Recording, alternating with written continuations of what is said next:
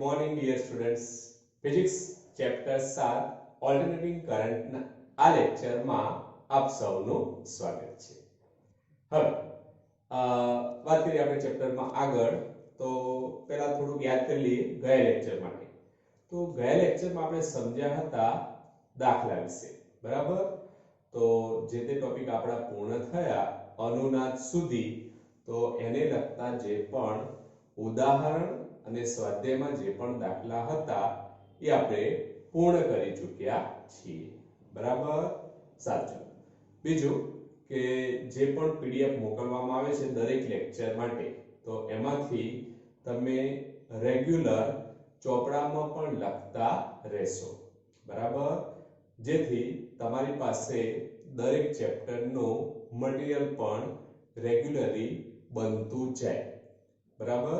કારણ કે એવું ના થાય કે એક્ઝામ આવી જાય અને તમારી પાસે ચોપડા કાં તો અધૂરા રહી ગયા હોય, બરાબર? એટલે આદત પાડજો કે જેમ જેમ લેક્ચર ચાલે એમ દરેક ચેપ્ટરમાં જે પણ લેક્ચર મુકાય છે એના ચોપડા પણ વ્યવસ્થિત બનાવશો, બરાબર છે? રેફરન્સ બુક તો લગભગ હશે તમારી પાસે, તેમ છતાં ચોપડામાં લખેલું હશે એ લેંગ્વેજ કંઈક સરળ હશે, બરાબર છે? તો તમને ઇઝીલી કન્સેપ્ટ ક્લિયર થાય એટલા માટે હું જે પીડીએફ મૂકું છું એ ગયા વખતના એટલે કે ગયા વર્ષ માટે જે ચોપડા હતા એમાંથી તમને બનાવીને મોકલું છું, બરાબર? એટલે એ લેંગ્વેજ તમારી રેફરન્સ બુક કરતા સામાન્ય સરળ હશે, જેથી તમને સમજવામાં ઈઝી પડશે, બરાબર? એટલે એમાંથી રેગ્યુલરલી લખવાનું રાખશો અને તમારી નોટ્સ તૈયાર કરશો કે જેથી જ્યારે પણ એક્ઝામ આવે ત્યારે તમે ઇઝીલી રિફર કરી શકો. ઓકે, સાચું. હવે વાત કરીએ આજના લેક્ચર વિશે. તો સમજો, આજના લેક્ચરમાં આપણે એક નવો ટોપિકની શરૂઆત કરીએ છીએ. ગઈ વખત આપણે સમજ્યા હતા અનુનાદ વિશે. તો અનુનાદમાં આપણે જે પણ ટોપિક હતા ક્વોલિટી ફેક્ટર, બેન્ડવિડ્થ, શ્રેણી અનુનાદ, તો આ બધું આપણે ડિસ્કસ કરી ચૂક્યા છીએ.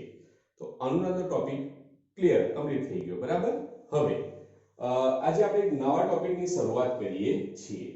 જે ટોપિકનું ટાઇટલ છે એલસી દોલનો અથવા એલસી ઓસિલેશન્સ આપણે કહી શકીએ.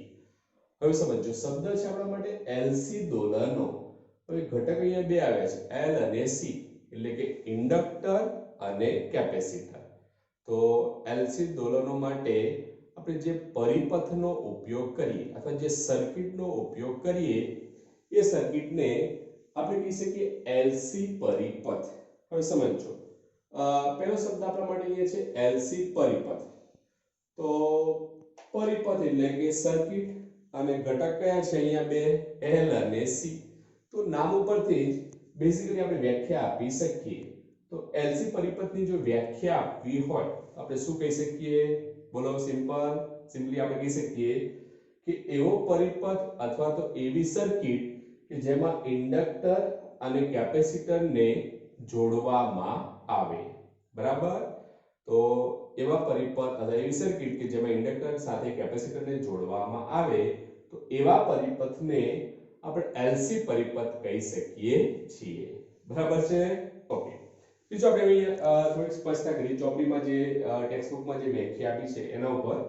તો અહીંયા આપણે કીધું છે કે અવગણી શકાય તેવો અવરોધ ધરાવતા, જેનો અવરોધ અવગણી શકાય તેટલો નાનો હોય અથવા તો સૂક્ષ્મ હોય એવા ઇન્ડક્ટરને કેપેસિટર સાથે જોડવામાં આવે. હવે અવગણી શકાય તેવો અવરોધ ધરાવતું ઇન્ડક્ટર, તો આપણે અગાઉના થિયરીમાં સમજ્યા હતા કે આવા પરિપથ આપણે શું કીધા? ઇન્ડક્ટિવ પરિપથ. ખ્યાલ હોય તો માત્ર ઇન્ડક્ટર ધરાવતા પરિપથ માટે આપણે અગાઉના લેક્ચરમાં એક થિયરી સમજ્યા હતા. એમાં આપણે એવું ઇન્ડક્ટર લેતા હતા કે જેનો અવરોધ અવગણી શકાય તેટલો સૂક્ષ્મ અથવા તો નાનો હોય. તો આવા ઇન્ડક્ટરને જે પરિપથમાં જોડવામાં આવે એ પરિપથ આપણે શું કહેતા? પ્યોર ઇન્ડક્ટિવ સર્કિટ, શુદ્ધ ઇન્ડક્ટિવ પરિપથ, બરાબર? તો સમજો કે અહીંયા પરિપથમાં આપણે જે ઇન્ડક્ટર ધ્યાનમાં લઈએ છીએ, આ ઇન્ડક્ટરનો અવરોધ કેવો હોય છે? ઘણો નાનો, એટલે ટૂંકમાં આપણે એને અવગણી શકીએ. તો હવે વ્યાખ્યા આપણે થોડી સ્પષ્ટ એટલે એ પ્રમાણે આપી શકીએ કે જેનો અવરોધ અવગણી શકાય તેટલો નાનો હોય અથવા તો સૂક્ષ્મ હોય એવા ઇન્ડક્ટરને જ્યારે કેપેસિટર સાથે જોડવામાં આવે ત્યાં જે પરિપથ રચાય છે અથવા જે પરિપથ બને છે એને જ આપણે એલસી પરિપથ કહીશું. બરાબર. આ બેઝિકલી ડેફિનેશન એલસી પરિપથ એટલે શું. હવે વાત કરીએ એના પછી જે આપણું ટાઇટલ છે ટોપિકનું એલસી દોલનો. હવે એલસી દોલનો એટલે શું તો સમજો કે દોલનો, તો દોલનો વિશે તમે આખું ચેપ્ટર ભણી ચૂક્યા છો. બરાબર ને? 11માં ચેપ્ટર નંબર 14. બરાબર. ચેપ્ટર નંબર 14 જે દોલનો અથવા ઓસિલેશન વિશે છે. આ જે ઓસિલેશનનું ચેપ્ટર છે તો દોલનનું ચેપ્ટર છે એમાં દોલનો વિશેની ડિટેલ્સ તમે ભણ્યા છો. સરળ આવર્ત ગતિ, આવર્ત ગતિ, દોલન ગતિ, બરાબર, ગતિના વિવિધ પ્રકાર. તો આ બધું તમે ડિટેલ્સમાં 11માં ભણી ચૂક્યા છો એટલે આપણે વધારે અહીંયા એની ચર્ચા કરતા નથી. પરંતુ આપણે ટૂંકમાં સમજી લઈએ કે જો દોલનની વાત આવી છે તો આપણે કહી શકીએ કે એનો પછી શબ્દ આવે દોલન ગતિ. બરાબર છે? દોલન ગતિ, તો ગતિના બેઝિકલી આપણે કેટલા પ્રકાર કહીએ છીએ? 3. રેખીય ગતિ, ચાક ગતિ અને દોલન ગતિ. તો દોલન ગતિની વ્યાખ્યા તમે શું આપતા હતા 11માં? યાદ છે કે નહીં? સાચું. આપણે એને યાદ કરી લઈએ થોડી. વ્યાખ્યા એવી કહેતા હતા જ્યારે કોઈ પદાર્થ, બરાબર, આપણે બેઝિકલી કોઈ પદાર્થ ધ્યાનમાં લઈએ.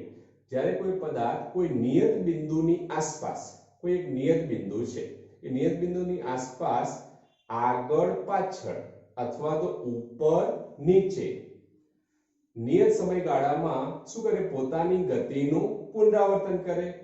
તો પદાર્થની આવી ગતિને આપણે શું કહેતા હતા? દોલન ગતિ. અને પદાર્થે જે કર્યું શું કહેવાય? દોલનો. અને દોલનો કરી શકે એવા પદાર્થને શું કહેતા? દોલક, ઓસિલેટર. બરાબર.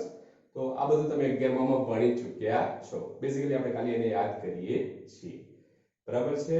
સાચું. દોલન ગતિના ઘણા બધા આપણે ઉદાહરણ આપી શકીએ. હિંચકાની ગતિ અથવા તમે જે થિયરી ભણ્યા હતા સાદુ લોલક. બરાબર. તો એ બધામાં તમે સાદુ લોલક એટલે કે ગોળીને તમે કંઈક પ્રયોગ કર્યો હતો, લેબમાં પણ પ્રયોગ કર્યો હતો. બરાબર. દ્રઢ આધાર પરથી તમે દોરી વડે એક નાની સૂક્ષ્મ ગોળીને, મેટલની ગોળીને લટકાવતા હતા અને પછી એને દોલનો આપતા હતા. તો એ જે ગતિ જે છે એ ગતિ કઈ છે? દોલન ગતિ. બરાબર.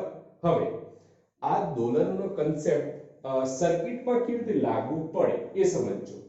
તો હવે આપણા માટે એ શબ્દ છે એલસી દોલનો. તો સમજો કે આપણી પાસે એક ઇન્ડક્ટર છે, એક કેપેસિટર છે. હવે આ બે ઘટકો આપણી પાસે છે, એક ઇન્ડક્ટર અને એક કેપેસિટર.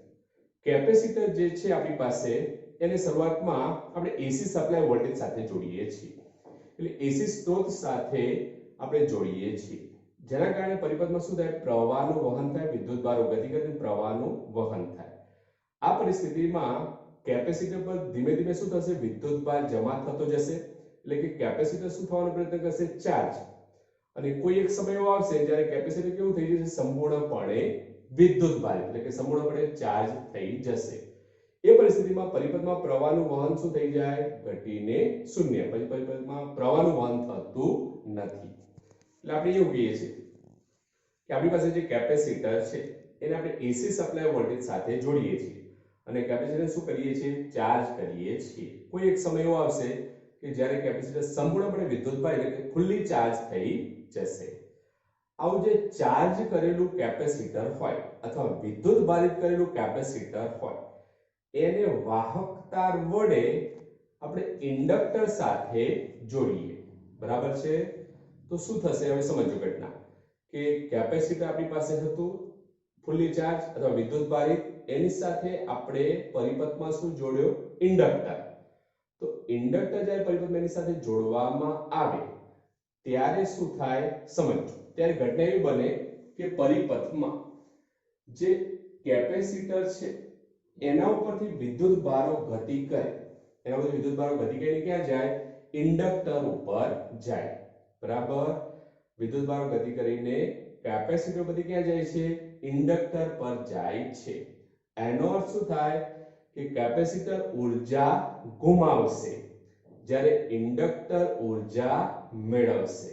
એટલે આપણે એ શબ્દ વાપર્યો છે સમજજો કે ઇન્ડક્ટરનું જ્યારે વિદ્યુતભારિત અથવા ચાર્જ કેપેસિટર સાથે જોડાણ કરવામાં આવે ત્યારે કેપેસિટર છે એ ઇન્ડક્ટર દ્વારા શું થાય છે? ડિસ્ચાર્જ થાય છે. હવે ક્લિયર કન્સેપ્ટ? આપણે કીધું કે ઇન્ડક્ટર ઉર્જા મેળવે છે. કેમ ઉર્જા મેળવે છે? કારણ કે વિદ્યુતભાર ગતિ કરીને ક્યાં જાય છે? કેપેસિટર ઉપરથી ઇન્ડક્ટર ઉપર, અને પરિપથમાં પ્રવાહનું શું થાય છે? વહન થાય છે. આ પરિસ્થિતિમાં વિદ્યુતભાર કોણ મેળવે છે? હવે ઇન્ડક્ટર. તો ઇન્ડક્ટર શું થાય છે? વિદ્યુતભારિત એટલે કે ચાર્જ થાય છે, જ્યારે કેપેસિટર શું થાય છે? ડિસ્ચાર્જ થાય છે. કારણ કે સમય સાથે વિદ્યુતભાર શું કરે છે? તે ગુમાવે છે. એટલા માટે એ શબ્દ વાપરે છે આપણે કે કેપેસિટર જે છે એ ઇન્ડક્ટર દ્વારા શું થાય છે? ડિસ્ચાર્જ થાય છે. આ પરિસ્થિતિમાં પરિપથમાં જે વિદ્યુતભારો છે એ કેપેસિટરની બે પ્લેટો વચ્ચે ઇન્ડક્ટરના કારણે અચળ કંપવિસ્તાર અને અચળ આવૃત્તિથી દોલનો કરે છે. વિદ્યુતભારો કેપેસિટરની બે પ્લેટોની વચ્ચેના વિસ્તારમાં આપણે કહી શકીએ કે ઇન્ડક્ટરના કારણે અચળ આવૃત્તિ અને અચળ કંપવિસ્તાર સાથે દોલનો કરે છે. હવે વિદ્યુતભારો શું કરે છે? દોલનો કરે છે. પરિપથ કયો છે? એલસી પરિપથ. તો વિદ્યુતભારો જ્યારે દોલનો કરે એલસી પરિપથમાં, તો એટલા માટે આ દોલનોને શું નામ આપેલું છે? એલસી દોલનો. બરાબર? તો આપણે કન્સેપ્ટ સમજ્યા એલસી દોલનો નામ કેવી રીતે પડ્યું. ક્લિયર છે? ફરીથી ટૂંકમાં વ્યાખ્યા કહી દઉં છું, સમજો. જ્યારે સંપૂર્ણપણે ચાર્જ કરેલા અથવા વિદ્યુતભારિત કરેલા કેપેસિટરને ઇન્ડક્ટર સાથે પરિપથમાં જોડવામાં આવે ત્યારે કેપેસિટર જે છે એ ઇન્ડક્ટર દ્વારા શું થાય છે? ડિસ્ચાર્જ થાય છે. આ પરિસ્થિતિમાં ત્યાં વિદ્યુતભારો છે એ અચળ કંપવિસ્તાર અને આવૃત્તિ સાથે શું કરે છે? દોલનો કરે છે. આવા દોલનોને શું નામ આપવામાં આવ્યું? એલસી દોલનો. કેમ એલસી દોલનો? કારણ કે પરિપથ કયો હતો? એલસી પરિપથ. તો એમાં જે વિદ્યુતભાર દોલનો કરે છે કેપેસિટરની પ્લેટો વચ્ચે, તો એના પરથી નામ શું આપવામાં આવ્યું? એલસી દોલનો. બરાબર? તો આ આપણે કન્સેપ્ટ સમજે એલસી ઓસિલેશન અથવા તો એલસી દોલનો એટલે શું. બરાબર? સાચું. આ એક બેઝિક ઇન્ફોર્મેશન છે, સમજો.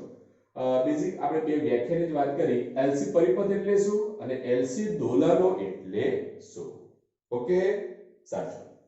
હવે એનાથી આગળ વાત કરીએ. હવે જે પ્રશ્ન છે એ મોટા ભાગે આઈબી પ્રશ્ન આપણે એને કહી શકીએ કે નોર્મલી 2 માર્ક્સમાં આ પ્રશ્ન ઘણીવાર બોર્ડ એક્ઝામમાં પણ પૂછાયેલો છે. બરાબર? તેને ખાસ તૈયાર કરશો. પ્રશ્ન આ રીતે પૂછાય: એલસી પરિપથ માટે વિકલ સમીકરણ મેળવો. ફરી કહું છું, પ્રશ્ન આ રીતે પૂછાય: એલસી પરિપથ માટે વિકલ સમીકરણ મેળવો. તો સમજો. તો પહેલા આપણે ધ્યાનમાં લઈએ એલસી પરિપથ. તો સર્કિટ તમે જોઈ શકો છો. તો સર્કિટનું વર્ણન તમે લખી શકો કે આકૃતિમાં દર્શાવ્યા પ્રમાણે કેપેસિટરને પરિપથમાં ઇન્ડક્ટર સાથે જોડવામાં આવે છે, અને જે પરિપથ રચાયો ઇન્ડક્ટર અને કેપેસિટરના જોડાણથી વાહકતા વડે બંને ઘટકોને આપણે એકબીજા સાથે જોડેલા છે. તો જે પરિપથ રચાય એ પરિપથને આપણે શું કહી શકીએ? એલસી પરિપથ છે એમ આપણે કહી શકીએ. બરાબર? હવે સમજો કે પરિપથમાં જે આપણે કેપેસિટરનું જોડાણ કરીએ છીએ એ કેપેસિટર શરૂઆતમાં t બરાબર 0 સમયે ધારો કે t બરાબર 0 સમયે આ જે પરિપથમાં આપણે કેપેસિટર જોડીએ છીએ એ કેપેસિટર કેવું છે? સંપૂર્ણપણે ચાર્જ કરેલું છે, ફુલ્લી ચાર્જ છે. બરાબર? તો આ કેપેસિટર પર વિદ્યુતભારનું મૂલ્ય કેવું હોય? મહત્તમ. મહત્તમ કેમ? કારણ કે કેપેસિટર કેવું છે? ફુલ્લી ચાર્જ, સંપૂર્ણ વિદ્યુતભારિત કરેલું કેપેસિટર છે. એને આપણે એસી સ્ત્રોત સાથે જોડીને ચાર્જ કર્યું છે. તો આ પરિસ્થિતિમાં શરૂઆતમાં પ્રારંભિક સ્થિતિ આપણે શું લઈએ કે ધારો કે t બરાબર 0 સમયે કેપેસિટર પરનો વિદ્યુતભાર કેવો હશે? મહત્તમ. માટે આપણે વેલ્યુ લખીએ છીએ અહીંયા qm. તો qm શું દર્શાવે? વિદ્યુતભારનું મહત્તમ મૂલ્ય. બરાબર? સાચું. એના પછી વાત કરીએ કે આવા કેપેસિટરને જ્યારે વાહક તાર વડે ઇન્ડક્ટર સાથે જોડવામાં આવે તો સમજો કેપેસિટર કેવું છે? સંપૂર્ણપણે ચાર્જ. હવે કેપેસિટર જ્યારે વાહક તાર વડે ઇન્ડક્ટર સાથે જોડવામાં આવે તો ઇન્ડક્ટર દ્વારા કેપેસિટર શું થાય છે? ડિસ્ચાર્જ. બરાબર, કેપેસિટર છે એ ઇન્ડક્ટર દ્વારા શું થાય? ડિસ્ચાર્જ થાય. એનો અર્થ શું થાય કે કેપેસિટર પરથી હવે વિદ્યુત ભારો ગતિ કરીને કોના પર જવાનો પ્રયત્ન કરશે? ઇન્ડક્ટર ઉપર વિદ્યુત ભારો જમા થશે. એટલે કે વિદ્યુત ભારો શું કરે છે? ગતિ કરે છે. હવે વિદ્યુત ભારો ગતિ કરે તો પરિપથમાં કોનું નિર્માણ થાય? પ્રવાહનું નિર્માણ થાય. એમ આપણે કહી શકીએ. તો આ પરિસ્થિતિમાં હવે સમય સાથે કેપેસિટર પરના વિદ્યુતભારના મૂલ્યમાં વિદ્યુતભાર શું થશે? ઘટશે. કેપેસિટર પરનો વિદ્યુતભાર સમય સાથે ઘટશે. એની સાથે ઇન્ડક્ટર પર વિદ્યુતભાર શું થશે? ક્રમશઃ સમય સાથે વધશે. બરાબર, સમજો. ચાર્જ કરેલા કેપેસિટરને આપણે ઇન્ડક્ટર સાથે જોડીએ છીએ તો વિદ્યુતભાર શું કરે છે? ગતિ કરે છે. તો આના ઉપરથી વિદ્યુતભાર સમય સાથે ઘટે છે, જ્યારે આના ઉપર સમય સાથે વિદ્યુતભારના મૂલ્યમાં શું થશે? વધારો થશે. તો આ પરિસ્થિતિમાં ધારો કે કોઈક સમય ધ્યાનમાં લઈએ કે ધારો કે t બરાબર t સમયે હવે કેપેસિટર પરનો વિદ્યુતભાર ધારો કે q છે. બરાબર, કોઈ કન્ડિશન લઈએ, ધારો કે કોઈ t સમયે કેપેસિટર પર હવે વિદ્યુતભાર કેટલો છે? q. શરૂઆતમાં કેટલો હતો? qm. હવે કેટલો છે? q જેટલો છે. અને આ પરિસ્થિતિમાં પરિપથમાં વહેતો પ્રવાહ ધારો કે કેટલો છે? I છે.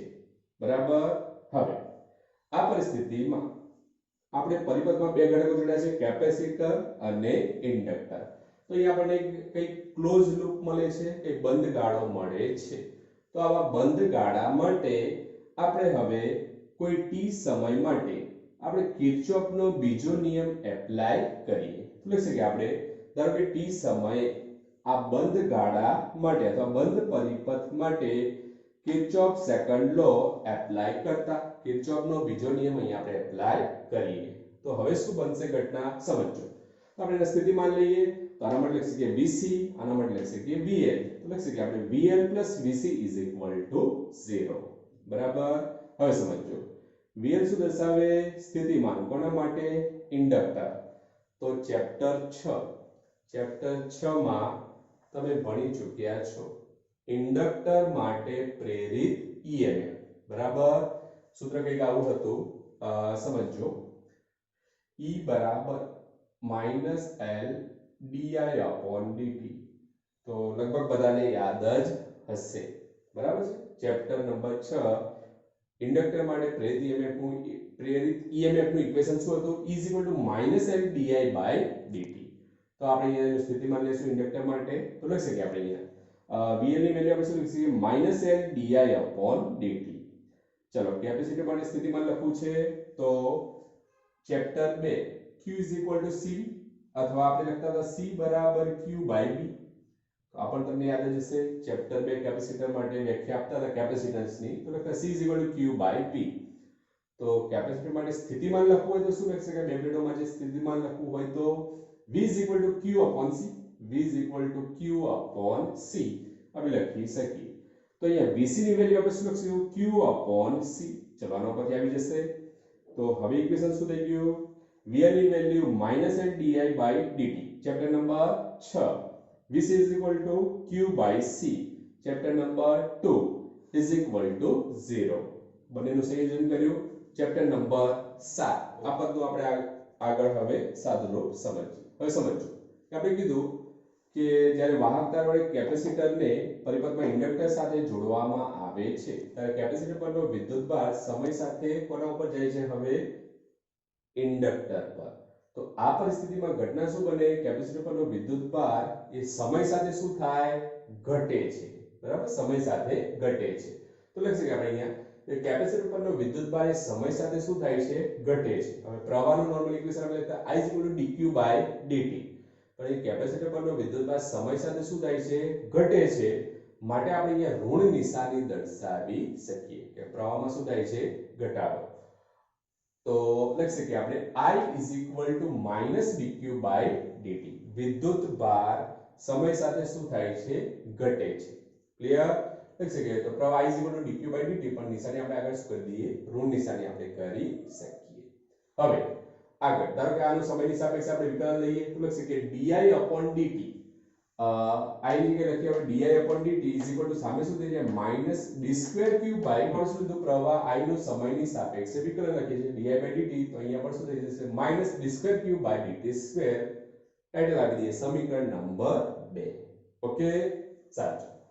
હવે આ જે વેલ્યુ મળી di/dt તો અહીંયા આપણે સમીકરણ 1 માં di/dt ની વેલ્યુ મૂકી દઈએ તો હવે શું થશે સમીકરણ જો -l ઇન્ટુ બ્રેકેટ di/dt ની જગ્યાએ આપણે લખી શકીએ -d²q/dt² પ્લસ q/c = 0 બરાબર છે સાચું. આગળ માટે માઈનસ માઈનસ શું થઈ જશે પ્લસ તો લખી શકીએ આપણે પ્લસ l into d²q/dt² આ પદને આપણે સામે લઈ જઈએ તો = -q/c. ચલો l ને આપણે સામે લઈ જઈએ લખી શકીએ આપણે d²q/dt² -q/lc તો ઇક્વેશન આપણને મળશે -q/lc. હવે આ જે માઈનસ પદ છે પાછું આપણે આ બાજુ લઈ દઈએ તો સમીકરણ શું થઈ જશે d²q/dt² q/lc = 0. ટાઇટલ આપી દઈએ સમીકરણ નંબર 3. તો આ જે આપણને સ્વરૂપ મળ્યું d²q/dt² q/lc = 0 આ સમીકરણને ખાસ યાદ રાખશો કારણ કે સમીકરણ નંબર 3 એ જ શું દર્શાવે છે LC પરિપથ માટેનું વિકલ સમીકરણ બરાબર. તો આ વિકલ સમીકરણ તમે અગાઉ પણ ઘણા બધા મેળવ્યા છે ચેપ્ટર 14 માં 11માં ચેપ્ટર 14 માં અવમંદિત દોલનો માટેનું વિકલ સમીકરણ સઆગ માટેનું વિકલ સમીકરણ બરાબર પ્રણોદિત દોલનો માટેનું વિકલ સમીકરણ. તો આવું જ વિકલ સમીકરણ હવે આપણે કોના માટે મેળવ્યું LC પરિપથ માટે. તો LC પરિપથ માટે વિકલ સમીકરણનું સૂત્ર શું d²q/dt² q/lc = 0. ક્લિયર સાચું. હવે આ જે સમીકરણ છે LC પરિપથ માટેનું એને આપણે ધોરણ 11 ના ચેપ્ટર નંબર 14 માં આપણે ભણ્યા હતા સરળ આવર્ત ગતિ સઆગ ટૂંકમાં લખ્યું છે સઆગ એટલે કે સરળ આવર્ત ગતિ. તો સરળ આવર્ત ગતિના જે સમીકરણ હતું સરળ આવર્ત ગતિ માટે જે વિકલ સમીકરણ હતું આપણે એની સાથે એની સરખામણી કરીએ તો આ સમીકરણની સરખામણી આપણે સઆગના વિકલ સમીકરણ સાથે કરીએ તો લખી શકીએ આપણે d²x d²x/dt² plus ω02 into x = 0. તો આ કોનું સૂત્ર છે સઆગ માટેનું વિકલ સમીકરણ ક્યાં આવ્યું હતું ધોરણ 11 ચેપ્ટર નંબર 14 માં બરાબર. હવે આ બેની કમ્પેરિઝન કરો તો ત્યાં સ્થાનાંતર x આવતું હતું અહીંયા આપણે એની જગ્યાએ શું આવે છે વિદ્યુત ભાર q આવે છે. હવે જો કમ્પેરિઝન કરીએ તો અહીંયા આપણને પદ મળે ω02 કોણીય આવૃત્તિ. તો ω02 અહીંયા સમીકરણની કમ્પેરિઝનમાં શું મળશે આપણને પદ ω02 1/LC.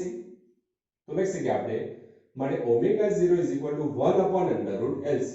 તો આ સૂત્ર આપણે અનુનાદીય કોણીય આવૃત્તિનું પણ કહેતા હતા બરાબર છે. અનુનાદી થિયરીમાં પણ આપણે આ સૂત્ર મેળવ્યું હતું અહીંયા પણ એ જ સૂત્ર આપે છે.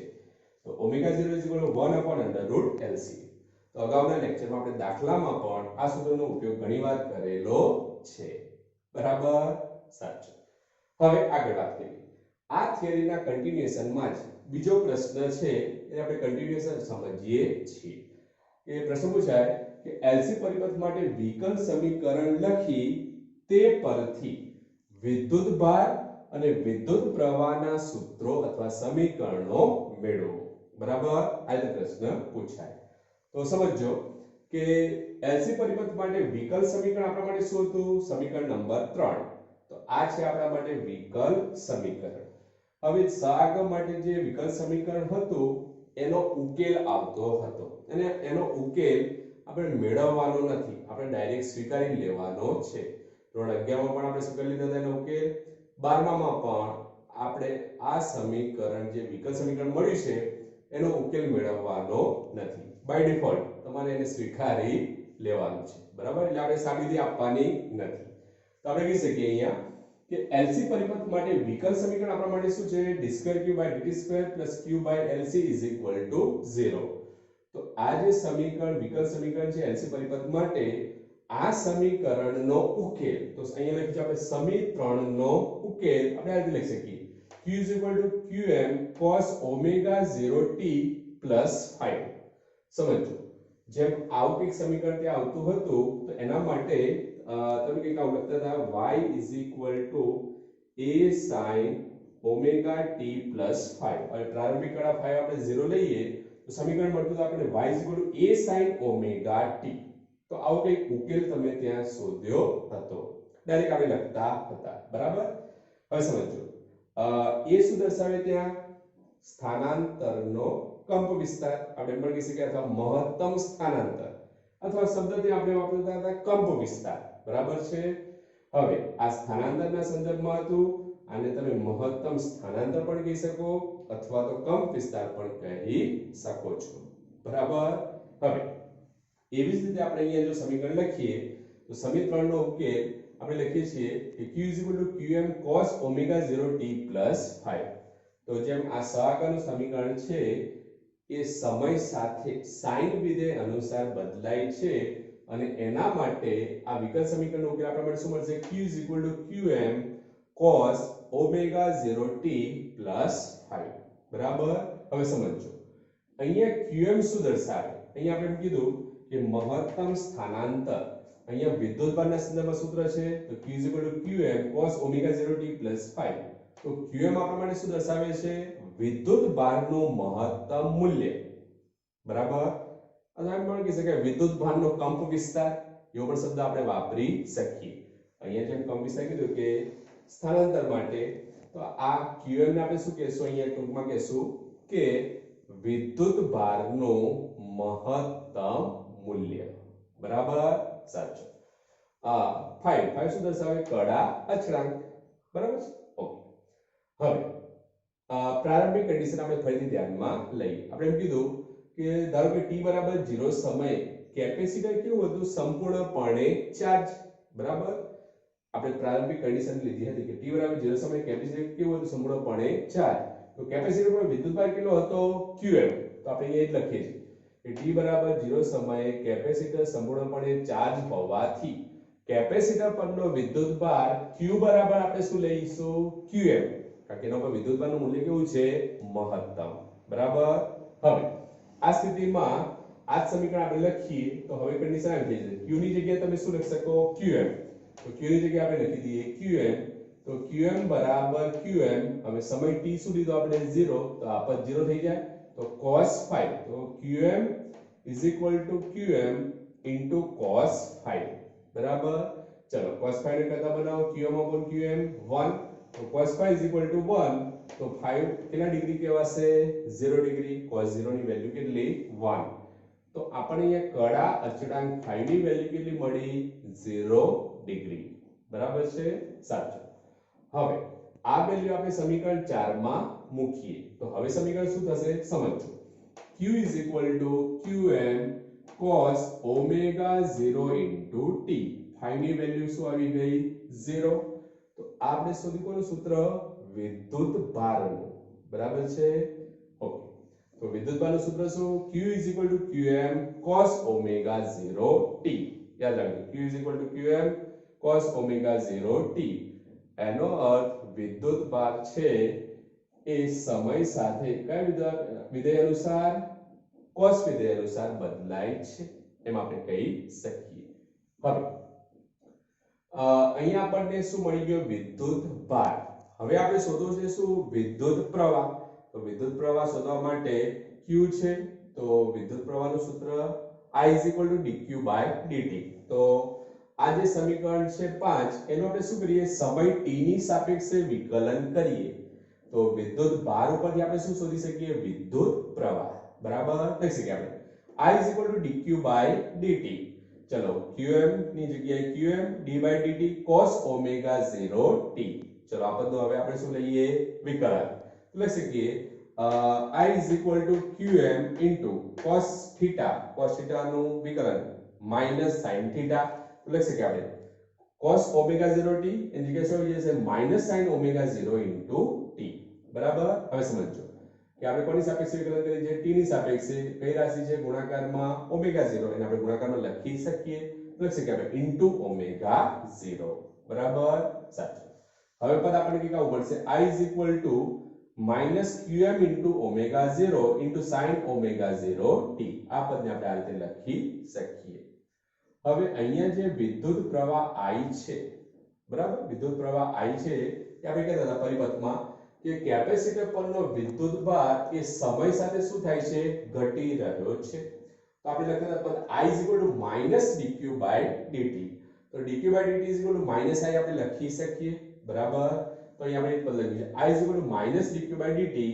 તો અહીંયા આપણે I ની જગ્યાએ dq by dt જે આપણું પદ છે એની જગ્યાએ આપણે શું લખી શકીએ minus I બરાબર ક્લિયર ઓકે. તો હવે dq by dt આ જે dq by dt પદ છે એની જગ્યાએ આપણે આવી જશે પદ minus I. તો minus I is equal to minus qm into omega 0 sin omega 0 into t.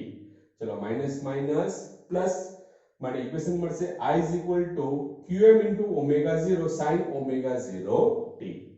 હવે આ qm into omega 0 જે પદ છે અહીંયા આપણને આ જે પદ મળે છે એ દર્શાવે છે મહત્તમ પ્રવાહ પરિપથમાં મહત્તમ પ્રવાહ.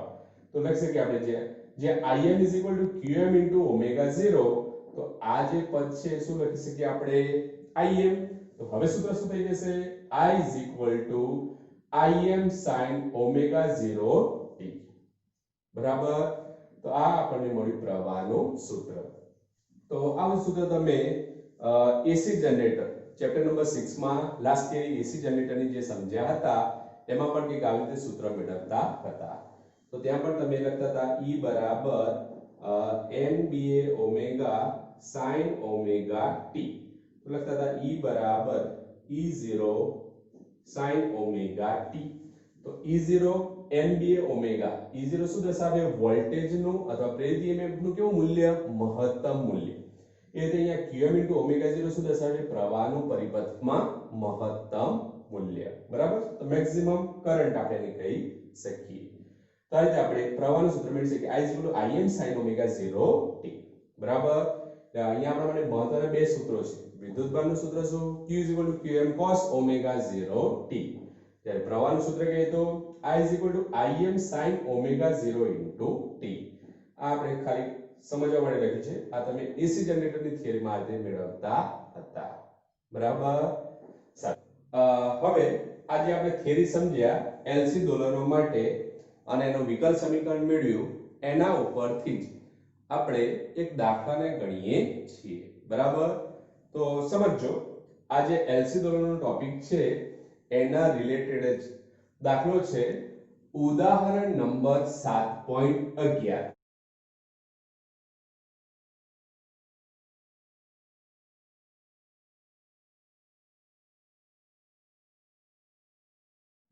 રકમ આપણને આ રીતે આપેલી છે કે દર્શાવો કે એલસી પરિપથના મુક્ત દોલનોમાં કેપેસિટર અને ઇન્ડક્ટરમાં કોઈ પણ સમયે સંગ્રહિત ઊર્જાઓનો સરવાળો અચળ હોય છે.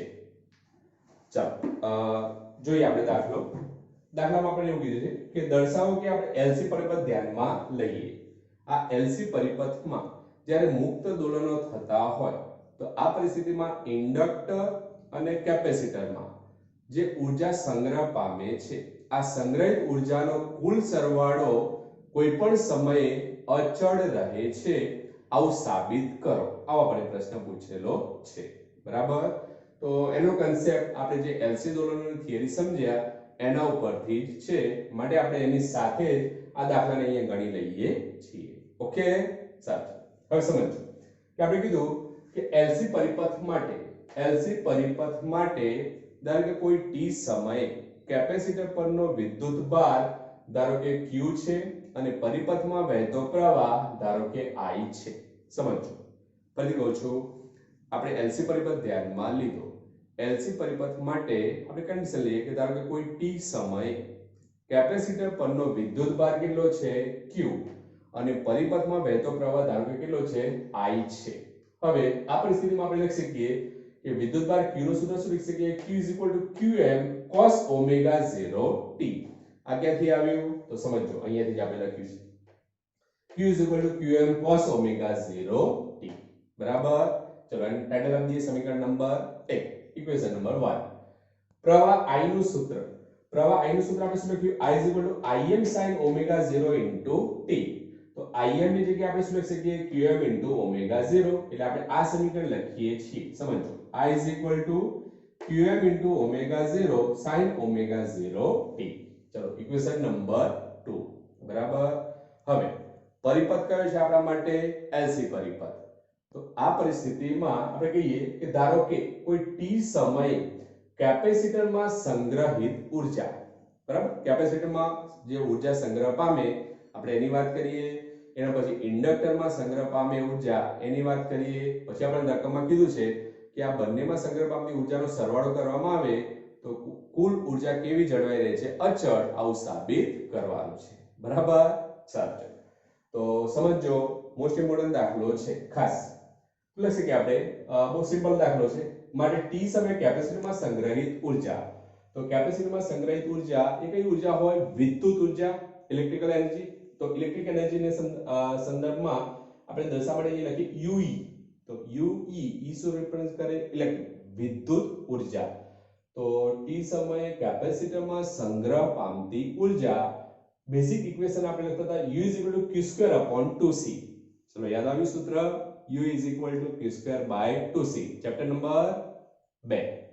ચેપ્ટર નંબર 2 માં લાસ્ટ ટોપિક. બરાબર.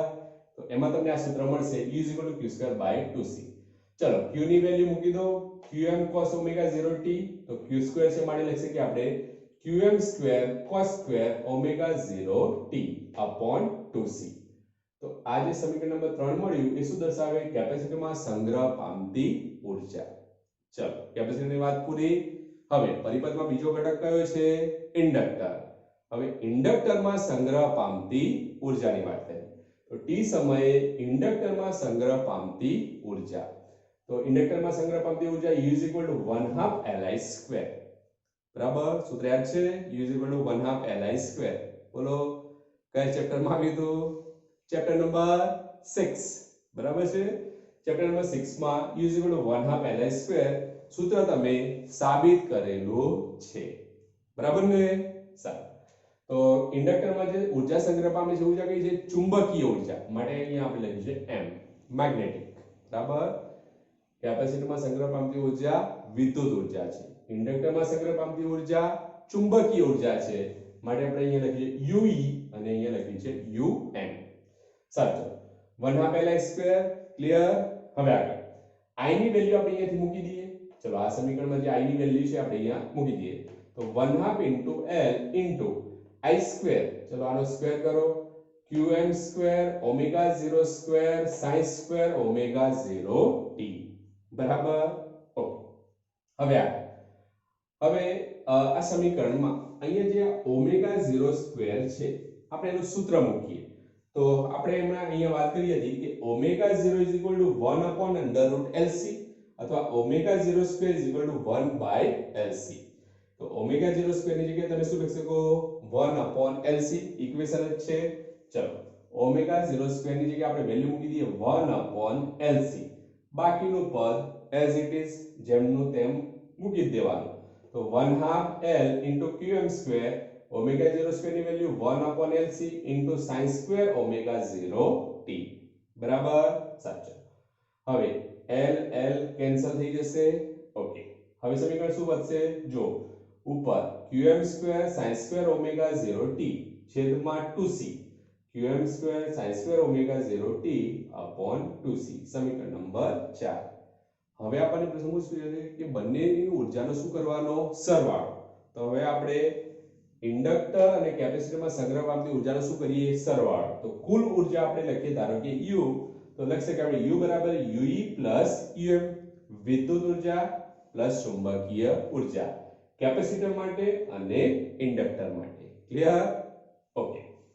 તો હવે તમે જોઈ શકો સમીકરણમાં common Qm² / 2c qm² upon 2c આપણે કોમન લખી દઈએ qm² upon 2c into bracket cos² ω0t plus sin² ω0t ચલો sin² θ plus cos² θ equation 1 sin² θ plus cos² θ is equal to 1 આ પદ શું થઈ જશે 1 વધ્યું શું u is equal two qm² upon 2c હવે જે આપણને આ કુલ ઊર્જા મળી તો કુલ ઊર્જામાં અહીંયા બે પદ આવ્યા વિદ્યુતભારનું મહત્તમ મૂલ્ય qm અને કેપેસિટન્સ c તો અહીંયા આપણે કહી શકીએ કે વિદ્યુતભારનું મહત્તમ મૂલ્ય qm અને કેપેસિટન્સ c આ બંને રાશિ સમયથી કેવી છે સ્વતંત્ર છે સમયથી કેવી છે સ્વતંત્ર છે માટે કહી શકીએ આપણે કે કોઈ પણ સમયે બંનેની કુલ ઊર્જાનો આપણે જો સરવાળો કરીએ બરાબર બંનેમાં સંગ્રહ પામતી ઊર્જાનો સરવાળો કરીએ અને જે કુલ ઊર્જા મળે એ કેવી મળશે હંમેશા અચળ જ મળે બરાબર અથવા બીજા શબ્દોમાં આપણે એમ પણ કહી શકીએ કે પરિપથમાં જ્યારે ઇન્ડક્ટર અને કેપેસિટરને જોડવામાં આવે તો જે ઊર્જા શરૂઆતમાં હોય કેપેસિટર ઉપર જે ઊર્જા શરૂઆતમાં હોય જો q²/2c સમીકરણની સંલગ્ન છે qm² upon 2c એટલે કુલ ઊર્જા કોને જેટલી લે કેપેસિટરમાં સંગ્રહ પામતી જે પ્રારંભિક ઊર્જા હોય એના જેટલી જ રહે અથવા અચળ રહે છે એમ આપણે કહી શકીએ કેવી રીતે સમજો પરિપથમાં કેપેસિટર અને ઇન્ડક્ટર બંને ઘટકને જોડવામાં આવે તો કેપેસિટર શરૂઆતમાં ચાર્જ કરેલું છે એની પાસે કઈ ઊર્જા છે કેટલી q² upon 2c બરાબર હવે સમજો કે કેપેસિટર અને ઇન્ડક્ટરને પરિપથમાં જોડવામાં આવે તો કેપેસિટર જેટલી ઊર્જા ગુમાવે કેપેસિટર જેટલી ઊર્જા ગુમાવશે ઇન્ડક્ટર શું કરશે એટલી જ ઊર્જાને મેળવશે બરાબર તો આ પરિસ્થિતિમાં પણ કુલ ઊર્જા તો કેવી જળવાઈ રહે સમય સાથે